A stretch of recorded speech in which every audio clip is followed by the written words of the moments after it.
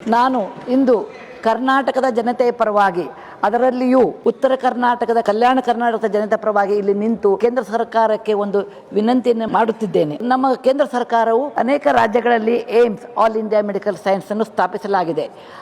ಆದರೆ ಕರ್ನಾಟಕದಲ್ಲಿ ಒಂದೂ ಇಲ್ಲ.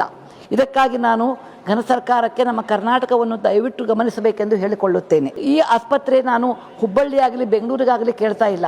ನಾನು ಕೇಳ್ತಿರುವುದು ರಾಯಚೂರು ಜಿಲ್ಲೆಗಾಗಿ. ರಾಯಚೂರು ಜಿಲ್ಲೆ ಬಹಳ ಹಿಂದುಳಿದಿದೆ. ನೀತಿ ಆಯೋಗದ ಪ್ರಕಾರ ಸಹಿತ ಅನೇಕ ಹಿಂದುಳಿದ ಪ್ರದೇಶಗಳಲ್ಲಿ ಅದು ಒಂದಾಗಿದೆ.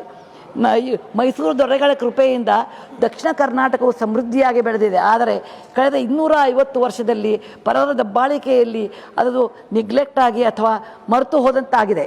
ಅಲ್ಲಿ ಉತ್ತಮವಾದ ಆರೋಗ್ಯದ ಯಾವುದೇ ಒಂದು ಉಪಾಯಗಳಿಲ್ಲ. ಅಲ್ಲಿ ತೀರ ಬಡತನ, ಆರೋಗ್ಯದ ಸಮಸ್ಯೆ ಮತ್ತು ವಿದ್ಯಾಭ್ಯಾಸದ ಕೊರತೆ, ಇನ್ಸ್ಟಿಟ್ಯೂಷನ್ ಇದ್ದರೂ ಸಹಿತ ಅವು ಉತ್ತಮ ರೀತಿಯಾಗಿ ಇಲ್ಲ.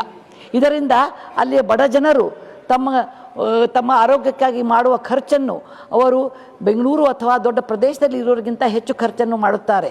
ಅವ್ರಿಗೇನಾದರೂ ಆರೋಗ್ಯದಲ್ಲಿ ತೊಂದರೆ ಇದ್ದರೆ ಅವರು ದೂರದ ಬೆಂಗಳೂರಿಗಾಗಲಿ ಅಥವಾ ಹೈದರಾಬಾದಕ್ಕಾಗಲಿ ಹೋಗಬೇಕಾಗುತ್ತದೆ. ಇಂಥ ಪರಿಸ್ಥಿತಿಯಲ್ಲಿ ಅವರಿಗೆ ನಾವು ಆಲ್ ಇಂಡಿಯಾ ಮೆಡಿಕಲ್ ಸೈನ್ಸಲ್ಲಿ ಮಾಡಿದರೆ ಬಹಳ ಅನುಕೂಲವಾಗುತ್ತದೆ. ಆರ್ಟಿಕಲ್ 371J ಪ್ರಕಾರ ಇಂಥ ಸಂಸ್ಥೆಗಳನ್ನು ಅಲ್ಲಿ ಸ್ಥಾಪಿಸಿದರೆ ಅವರಿಗೆ ಪ್ರತಿಶತ 70ರಷ್ಟು ಜನರು ಅಲ್ಲಿಯ ಜನರಿಗೆ ಇದು ಸೀಟು ಸಿಕ್ಕು ಮತ್ತು ಅಲ್ಲಿಯೇ ಪದವಿಯನ್ನು ಪಡೆದು ಜನರಿಗೆ ಸಹಾಯ ಮಾಡಲು ಉಪಯೋಗವಾಗುತ್ತದೆ. ನೀವು ಕರ್ನಾಟಕದ ಅಂಕಿ ಸಂಖ್ಯೆಗಳಿಂದ ನೋಡಿದರೆ ವಿದ್ಯಾಭ್ಯಾಸದ ಕೊರತೆ ರಾಯಚೂರು ಜಿಲ್ಲೆಯಲ್ಲಿ ಬಹಳವಾಗಿದೆ.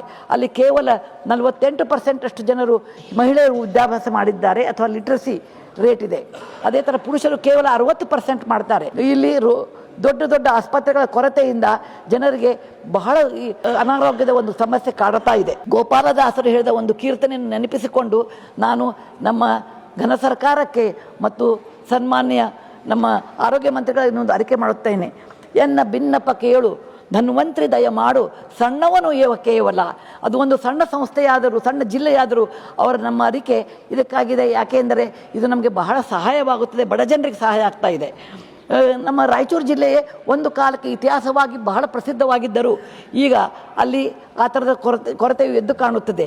ನಮ್ಮಲ್ಲಿ ನೀರಿದೆ, ತುಂಗಭದ್ರೆ ಇದ್ದಾಳೆ, ನಮ್ಮಲ್ಲಿ ಪವರ್ ಇದೆ, ಥರ್ಮಲ್ ಪವರ್ ಇದೆ, ನಮ್ಮಲ್ಲಿ ನೆಲ ಇದೆ, ಬೇಕಾದಷ್ಟು ದೊಡ್ಡ ಜಾಗ ಸಿಗುತ್ತದೆ. ಘನ ಸರ್ಕಾರವು ಮತ್ತೊಂದು ಬಾರಿ ಇದನ್ನು ಯೋಚನೆ ಮಾಡಿ.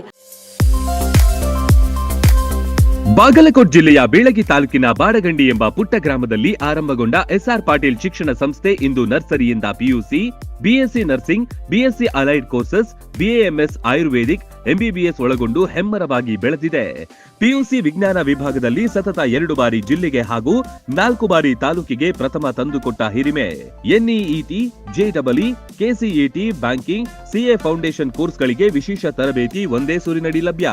ಉತ್ತಮ ಹಾಸ್ಟೆಲ್, ಗುಣಮಟ್ಟದ ಊಟ ಉಪಹಾರ, ಮಕ್ಕಳ ಸರ್ವತೋಮುಖ ಅಭಿವೃದ್ಧಿಗಾಗಿ swimming pool, indoor outdoor stadium, gym, music class, ಚಿತ್ರಕಲಾ ತರಬೇತಿ ಸೇರಿದಂತೆ ಅನೇಕ ಸೌಲಭ್ಯಗಳಿವೆ. ನುರಿತ ಬೋಧಕರು, ಲ್ಯಾಬೊರೇಟರಿ, ಶಾಲಾ ವಾಹನ, ಸುರಕ್ಷತಾ ದೃಷ್ಟಿಯಿಂದ ಸೆಕ್ಯೂರಿಟಿ, ಸಿಸಿಟಿವಿ ಅಳವಡಿಸಲಾಗಿದೆ. ಹಚ್ಚ ಹಸಿರಿನಿಂದ ಕಂಗೊಳಿಸುವ ಕ್ಯಾಂಪಸ್ ವಿದ್ಯಾರ್ಥಿಗಳ ಮನಸ್ಸಿಗೆ ಮುದ ನೀಡುತ್ತೆ. ಅತ್ಯುತ್ತಮ ಶಿಕ್ಷಣಕ್ಕಾಗಿ ಇಂದೇ ಸಂಪರ್ಕಿಸಿ ಬಾಪೂಜೆ ವಿದ್ಯಾಸಂಸ್ಥೆ.